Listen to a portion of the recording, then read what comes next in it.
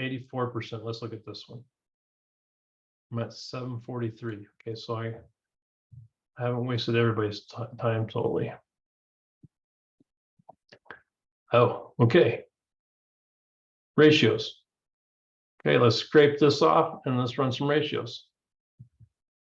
Easy stuff. Okay, let's make this bigger and let's paste this in here. Hopefully it pastes it fine. There we go.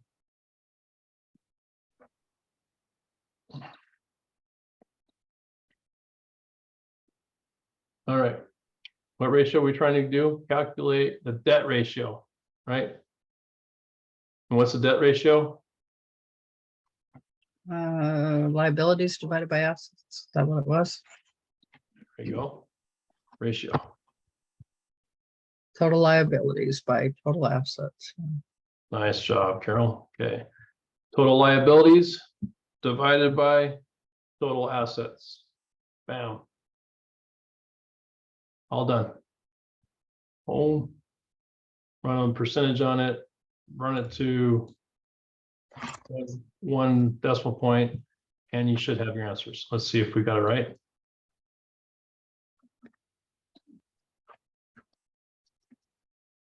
Okay, they did it 2 decimal places as a decimal.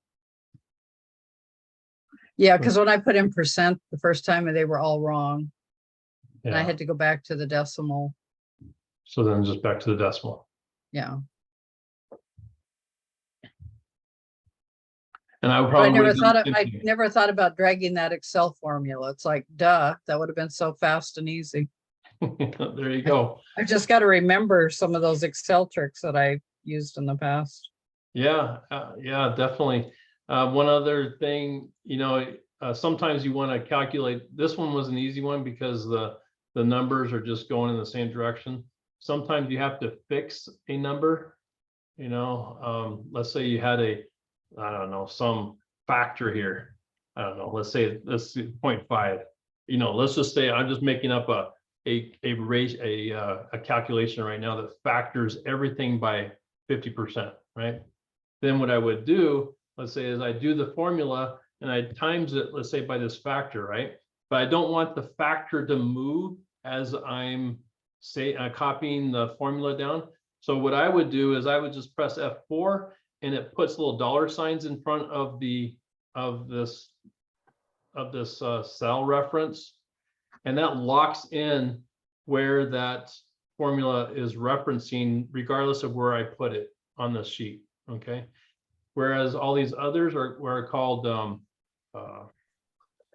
not flexible references. The dollar signs fixes it, whereas the no dollar signs allows it to move. And in fact, you can even make it so that it fixes on the row and or on the column. So there's a couple of different options, but what that ends up doing then is when I copy this, so like, as you see right now, it says G3 to E3 times E1, right? If I copy it down, now it says, this one says G4 to E4 times E1, right? It keeps that same locked in position for that one thing, just as a little Excel tip for you, right? So There was one that I learned that you can name something like that, put it in a spreadsheet by a name and lock it in. That's right. So you can do the same thing, like right here, I've got it selected. I can call this, I can just come up here and call it factor, right? And now when I come down here, I can just say times factor. Factor. Yeah, and then it does the same thing. It locks it into that cell, and voila, you've got your factor built in. Okay. Little Excel tips, a little off topic, but I always like to throw a little tidbit in. Whoops, don't want to do that yet. Okay, so that was calculating and interpreting the debt ratio. So you see, instead of rekeying in some of these, sometimes it's easier just to go ahead and copy it, drop it into Excel, put your formula in here, and you're done, right? All you have to do is fill the information in. In my case, I would have gotten it wrong because I put the percentage in instead of a decimal, and that would have been like, oh, okay, at least I got one more try. I can try it and then be done.